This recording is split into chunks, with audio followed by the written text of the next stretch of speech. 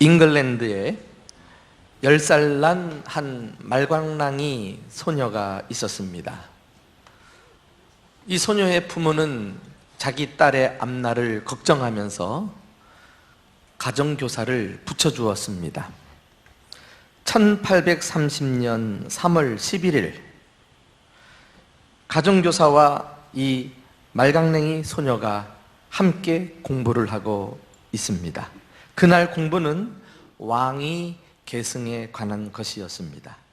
이 소녀는 잉글랜드 왕가의 계보를 공부하다가 자기가 바로 다음번에 왕위를 이어받을 후계자라는 사실을 처음으로 알게 되었습니다.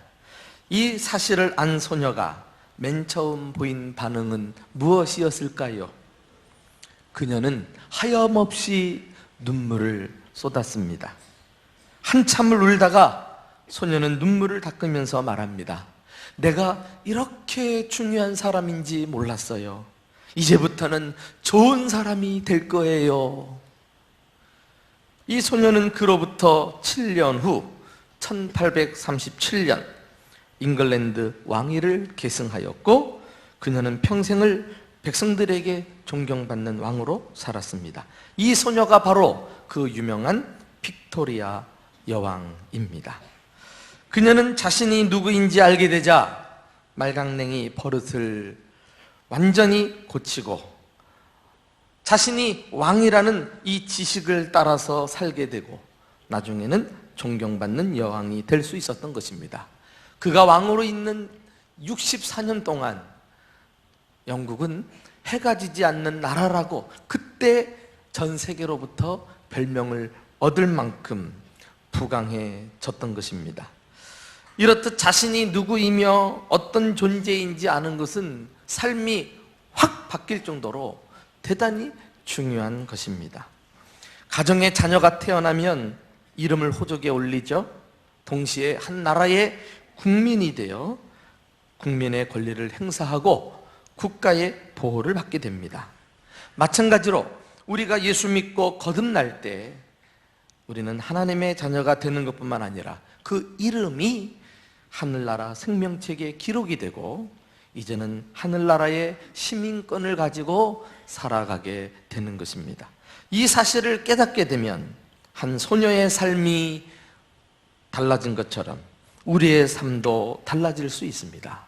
오늘 저는 그 말씀을 여러분들과 함께 나누어 보려고 합니다.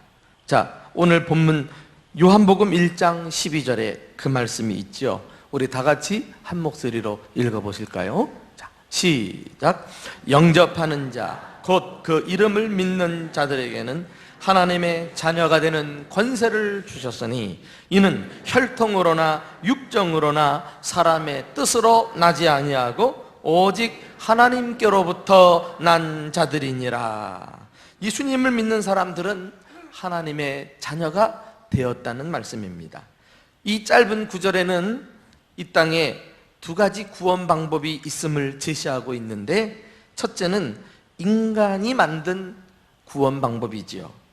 여기 보니까 혈통으로나 육정으로나 하나님의 뜻으로 나지 아니하고 그리했습니다. 혈통이 뭡니까?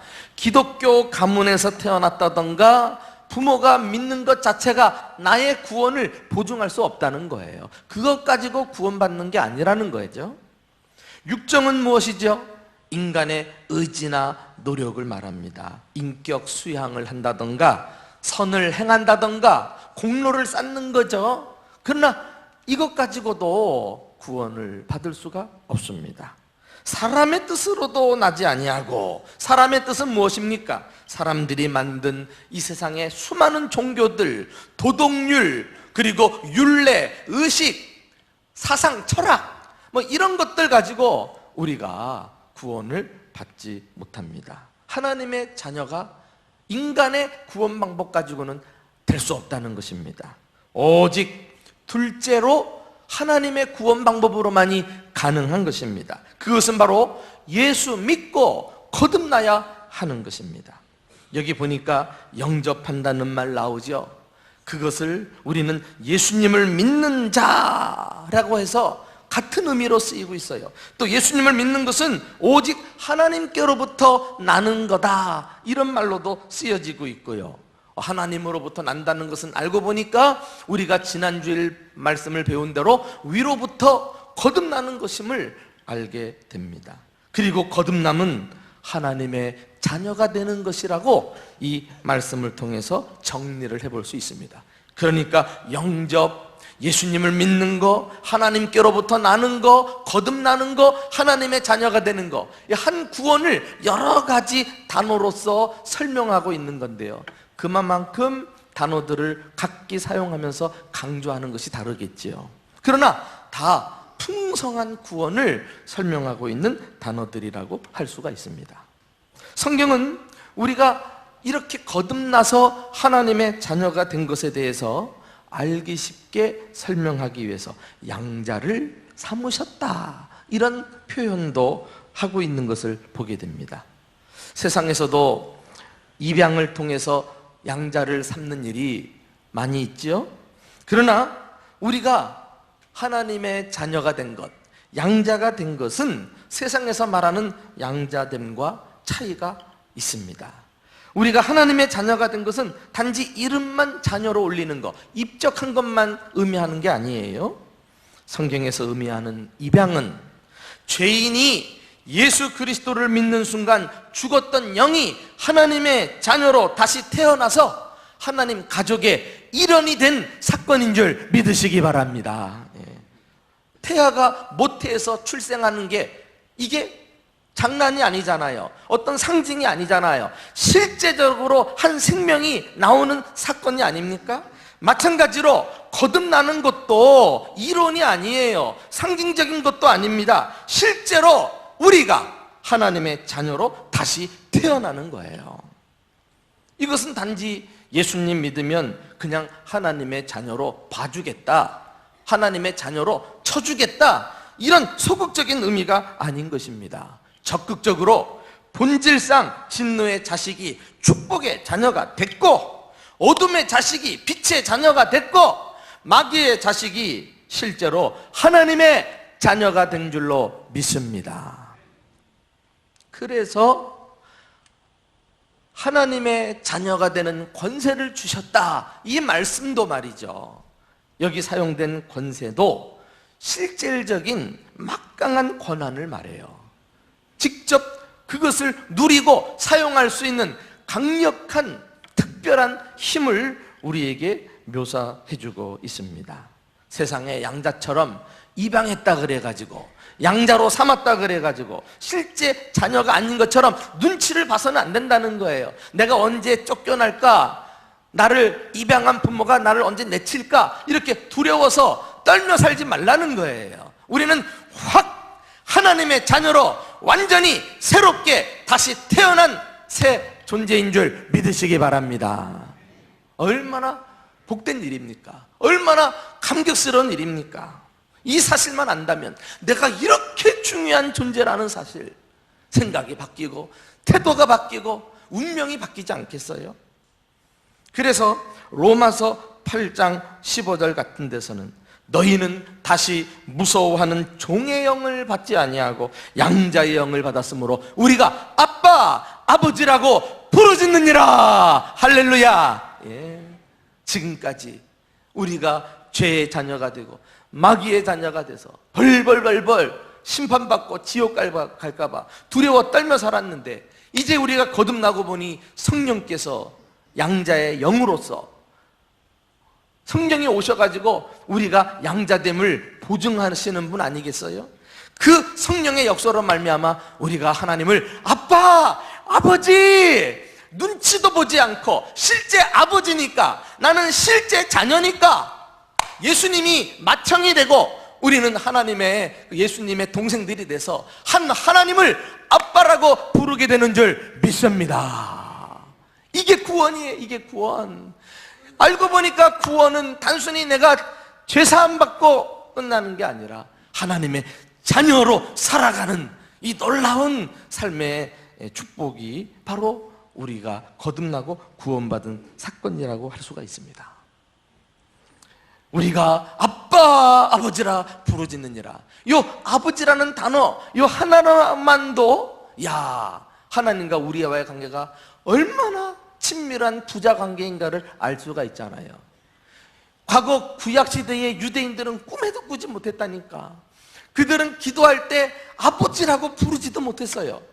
그들이 사용했던 기도 문헌에는 아빠, 아버지라는 단어가 나오지도 않아요. 거룩하신 이렇게 얘기했죠.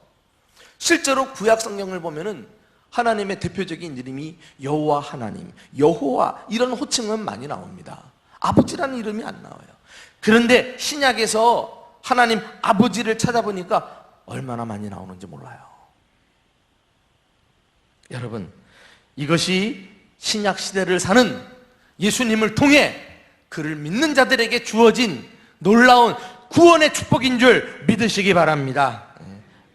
그래요.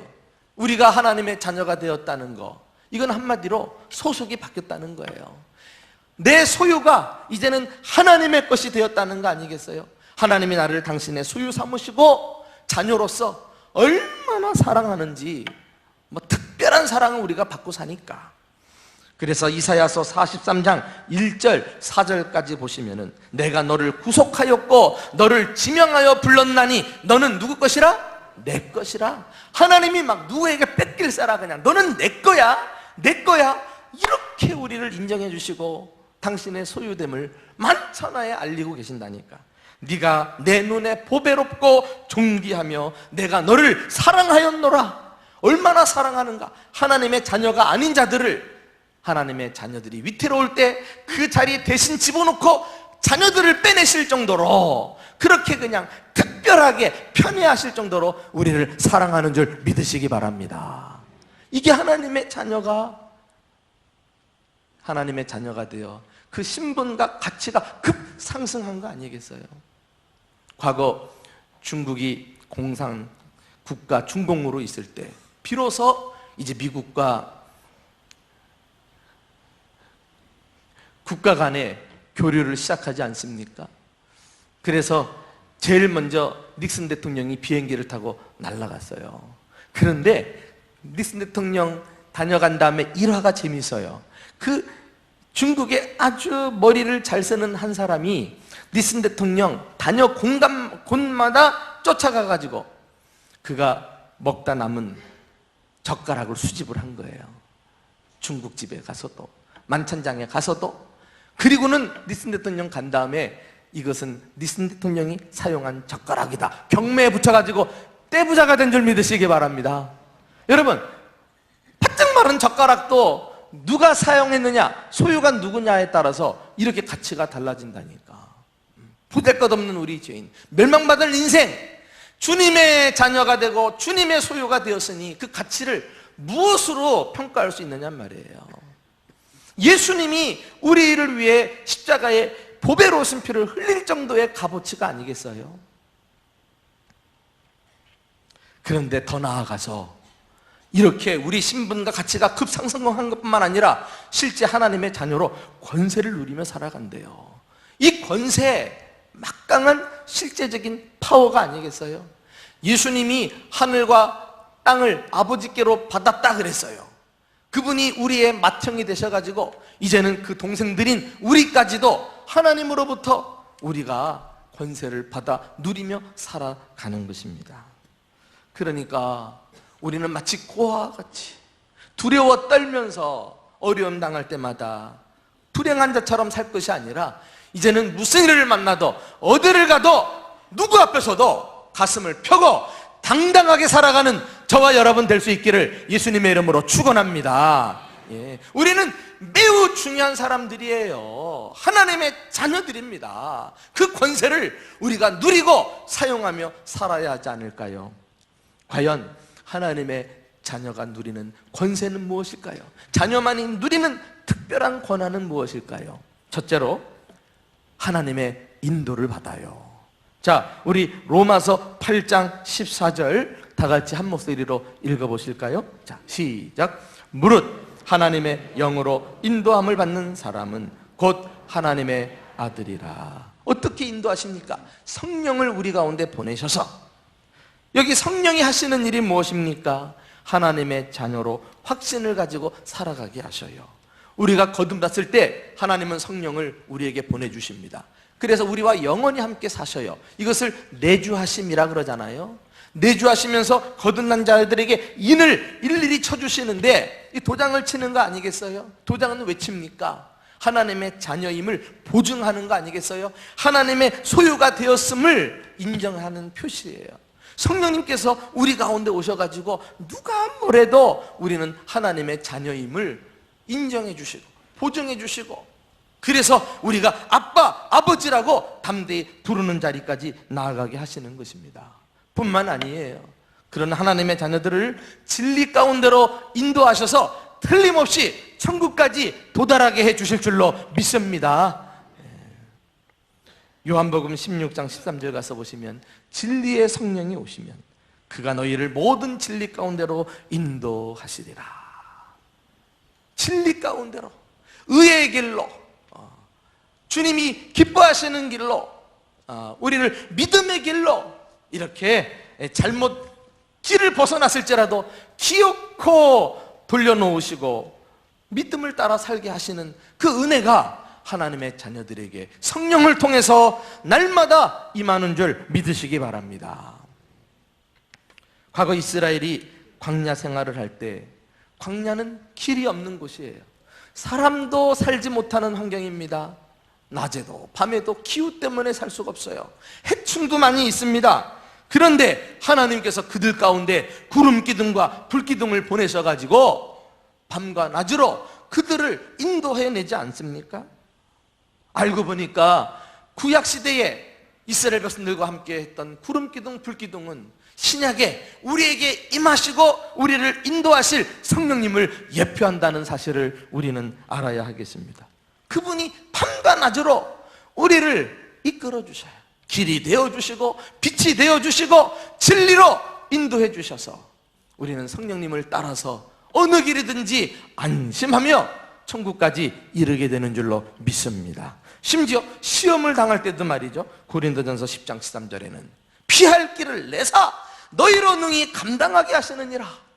길이 막히고 사방으로 우겨싸움을 당해서 이제 죽었다 싶은데도 주님은 성령을 통해 피할 길을 내셔가지고 새로운 길로 우리를 이끌어주시는 역사가 하나님의 자녀들에게 항상 있음을 기억하고 믿음으로 살아가시기를 예수님의 이름으로 축원합니다.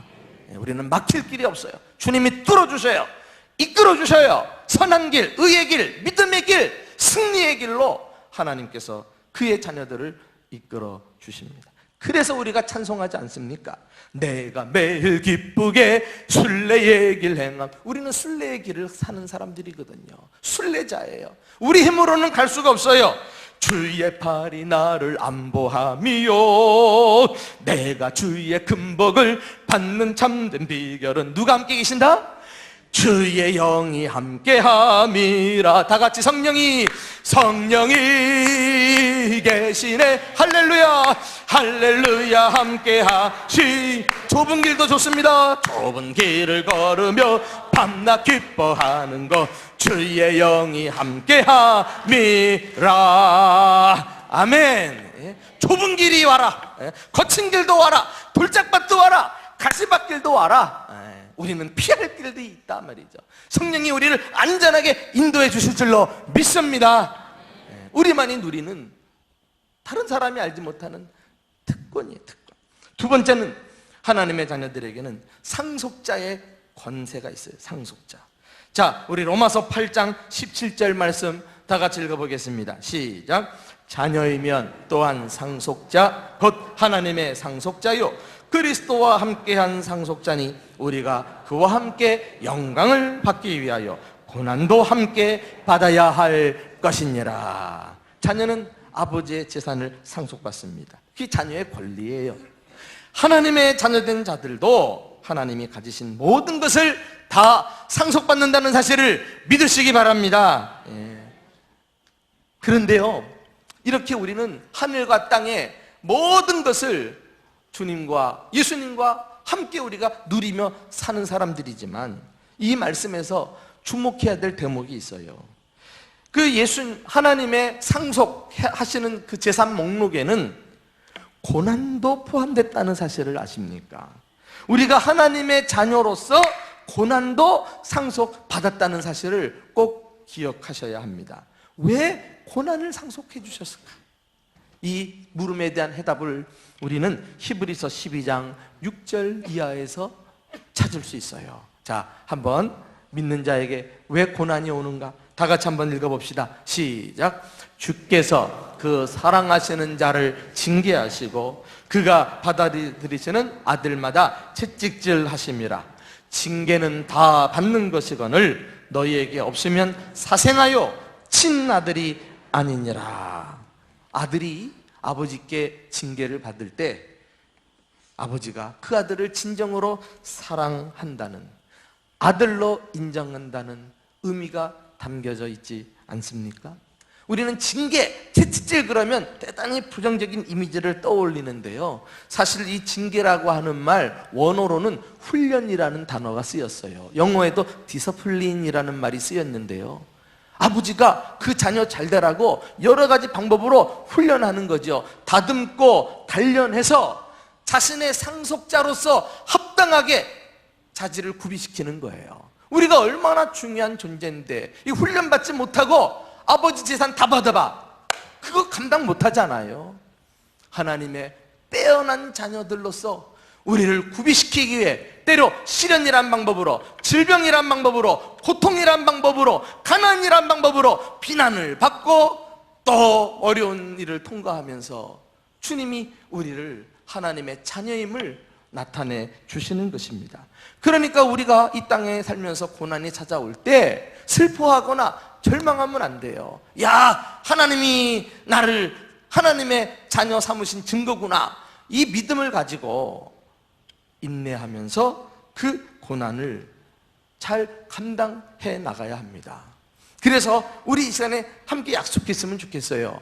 우리가 앞으로 살아가면서 고난이 옵니다, 시련이 옵니다. 이럴 때 딱 두 가지를 여러분들이 꼭 기억하세요. 아, 내가 하나님 사랑하는 자녀이구나. 고난 속에서 그 믿음을 선포하시기를 바랍니다. 그리고 하나님이 나를 지금 훈련시키고 계시는구나. 그러면서 그 고난 자체를 하나님의 사랑의 손길로 우리가 받아들일 때 우리는 자녀로서 고난을 딛고 더 승승장구하게 될 줄로 믿습니다. 세 번째로, 우리는 보호를 받는 권세가 있어요. 누구를 통해서 보호를 받느냐?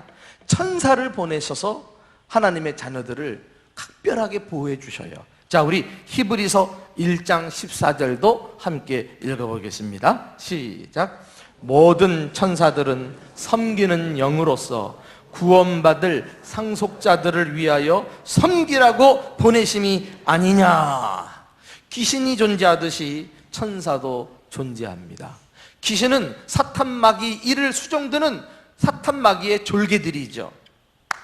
천사는 하나님을 수종들고 교회와 성도들을 지키기 위해 하나님으로부터 지음받은 영적 존재들인 것입니다. 성경은 이 천사들의 활동상에 대해서 곳곳에서 언급하고 있죠. 그 중에 대표적인 말씀이 마태복음 18장 10절인데요 우리 한번 같이 읽어보실까요? 자, 시작. 삼가 이 작은 자 중에 하나도 업신여기지 말라.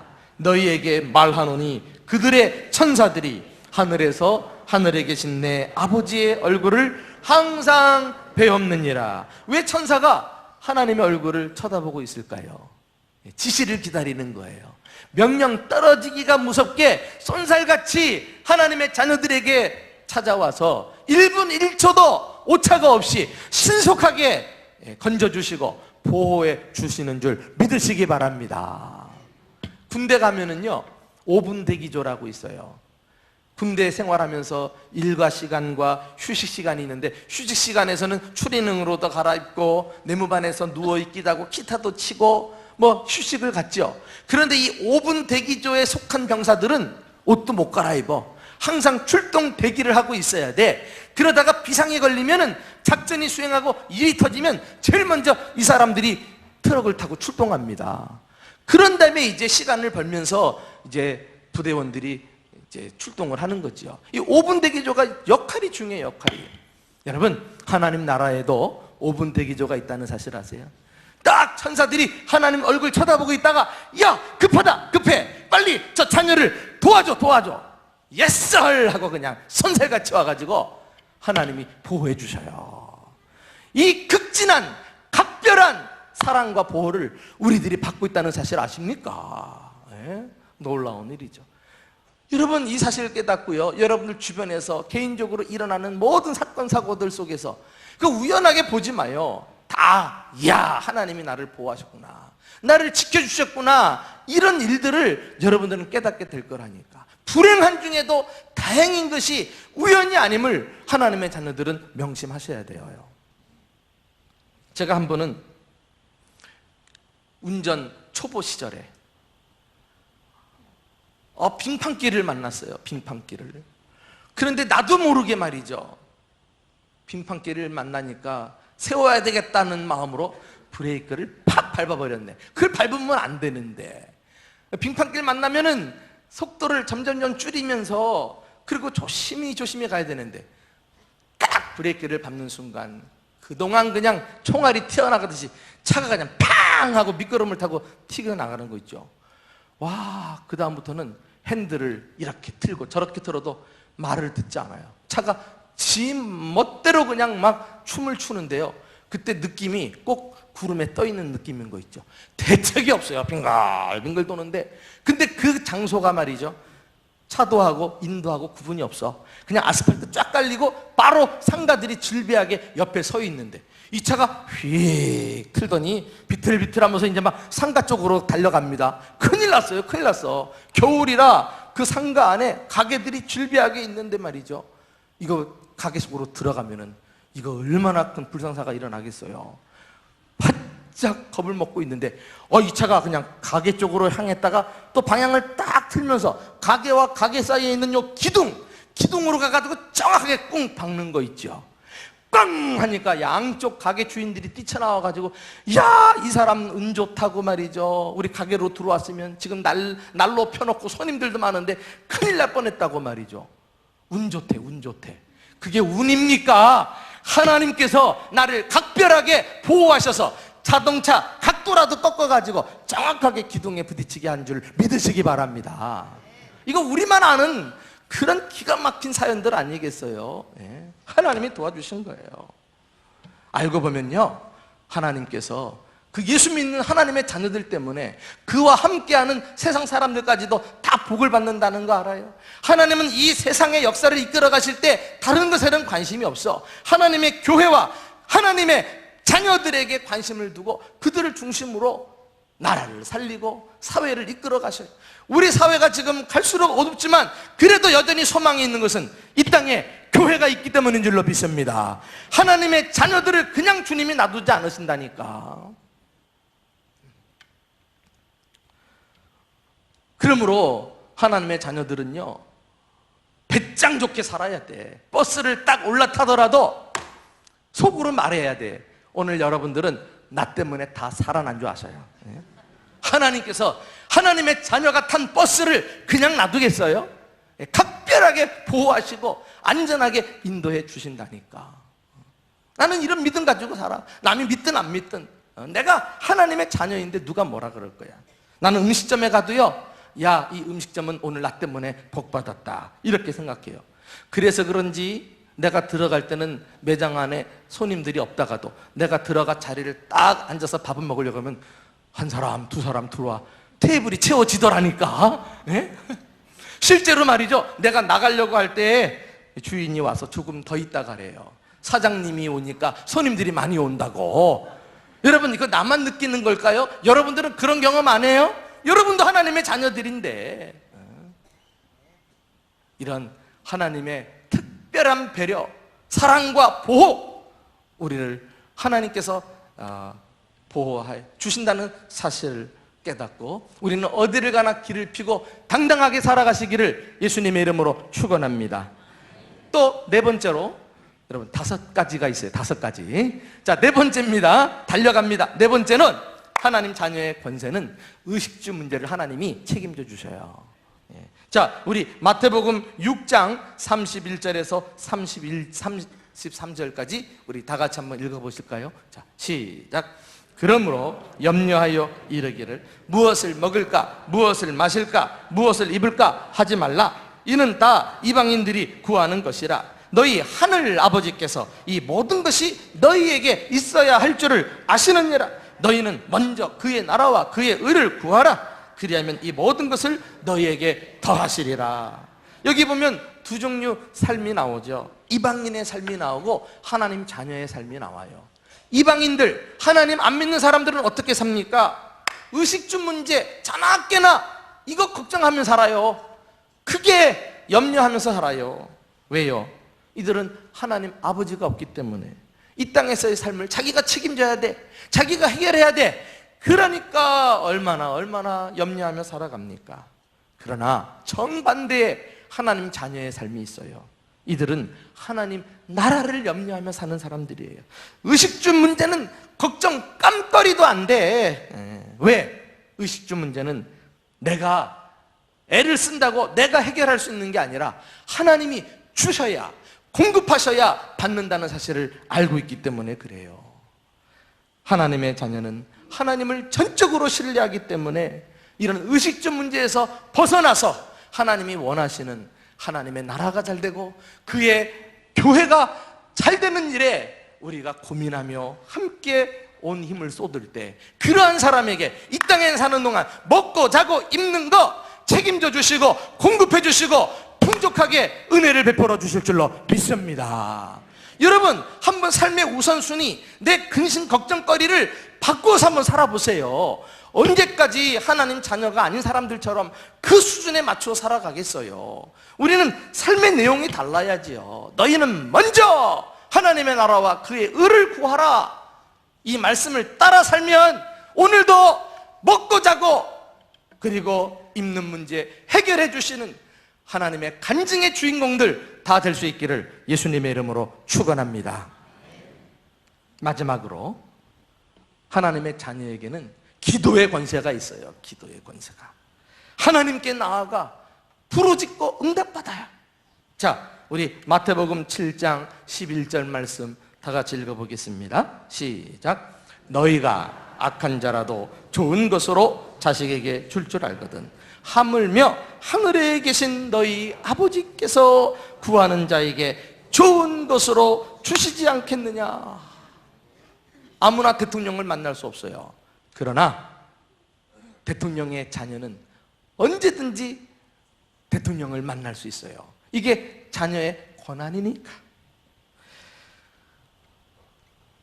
오래전에 목사님들 모임에서 제 후배 목사가 코가 이렇게 빠져가지고 지난 토요일 날 있었던 이야기를 해주는 그런 얘기를 들었어요. 이제 주일날 설교를 위해서 토요일 날 자기 방에서 설교 준비를 하고 있는데 그 집에 막내 5살 난 아들이 자꾸 자기 방에 와가지고 나랑 놀아달라고 그렇게 보채더래요. 아빠 나랑 놀아줘. 아들아, 지금 아빠가 설교 준비하고 있잖니? 딱 10분만 더 있다가 와라. 애가 나갔다가 10분 있다가 와요. 아빠 나랑 놀아줘. 아니 아직도 안 끝났잖아. 다시 10분만 있다가 와. 애가 또 다시 갔다가 또 옵니다. 자꾸 오니까 아빠가 설교 준비하다가 말이죠, 짜증이 나가지고 야, 지금 설교 준비하는 거 몰라? 나가, 혼자서 놀아! 그렇게 내쫓았어요. 아들 녀석이 말이죠, 문을 쾅 닫고 나가면서 뭐라 그런지 알아요? 설교도 못하는 게 아빠가 그냥 설교 준비하다가 맥이 쭉 빠져가지고 말이죠, 그날 다음날 설교에 죽 섰다는 거 아니에요? 죽 섰다는 거. 여러분, 인간 아버지는 목사라도 말이죠, 자기 신경질 나면 애를 거절할 수도 있다니까. 그러나 하나님의 자녀들은 언제든지 하나님 앞에 나아가기만 하면 잘 왔다. 항상 거절하지 않고 내 얘기를 다 들어주시고 하나님이 좋은 것 주시는 줄로 믿습니다. 얼마나 감동스러운 사연입니까? 요즘은 다 품속에 이렇게 핸드폰을 갖고 다녀요. 핸드폰. 휴대한다 그래야죠. 핸드폰. 우리 한국에서만 나오는 이 핸드폰, 우리나라만 핸드폰이라 그래요. 실제로는 셀로폰이라고 하는데, 근데 요 핸드폰은 아무리 우리가 유용하고 가지고 다닌다고 해도 이거 배터리가 없어지면 사용 불가잖아요. 한계가 있어요. 또 신호가 안 터지는 장소에서는 사용할 수도 없어요. 그런데 여러분, 이 핸드폰보다 더 값진 폰이 있다는 거 아셔요? 헤븐폰. 헤븐폰. 하나님 나라하고 직통으로 연결된 직통전화. 기도. 이것은 장소 제한도 없어요. 배터리가 닳을 염려도 없어요. 심지어 전화번호도 간단해. 전화번호가 뭔지 알아요? 예수님! 예수 이름이에요. 예수 이름. 요한복음 14장 14절. 내 이름으로 무엇이든지 구하면 내가 구한 대로 시행하리라. 할렐루야. 우리 예수의 이름, 주님을 찾기만 하면 주님이 언제든지 우리 기도에 귀를 기울여 주시고 즉각 하나님께서 좋은 것으로 응답해 주심을 우리는 기억해야 되겠습니다. 그런데 이 강력한 기도의 권세를 가지고 있으면서도 사용하지 않아. 그러면서도 아무런 마음의 불편을 못 느껴. 이 핸드폰 요거 하나 1분이라도 손에서 사라지면 난리법석이 불안해가지고 안절부절 못해요. 기도, 여러분들이 하루 중 주님 앞에 5분 이것 안 하고도 여러분들이 태연하게 지내고 있다면 그 영적으로 심각한 질병에 든 거 아니겠어요? 불안해야지.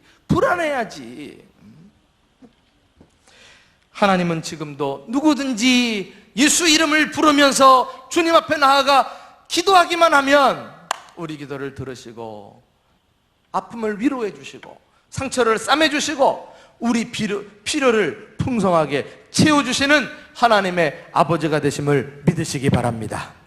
여러분은 예수 믿고 하나님 자녀의 권세를 누리고 사십니까? 성령의 인도를 받으시고 하나님의 상속자가 될 뿐만 아니라 천사를 보내 보호해 주시고 의식주 문제 책임져 주시고 말이죠. 거기다가 기도하기만 하면 거절하지 않고 응답하시는 이 하나님 아버지의 축복, 이것을 남은 생에 마음껏 누리면서 어디를 가든지 가슴을 펴고 당당하게 살아가는 복된 자녀들 되시기를 예수님의 이름으로 축원합니다.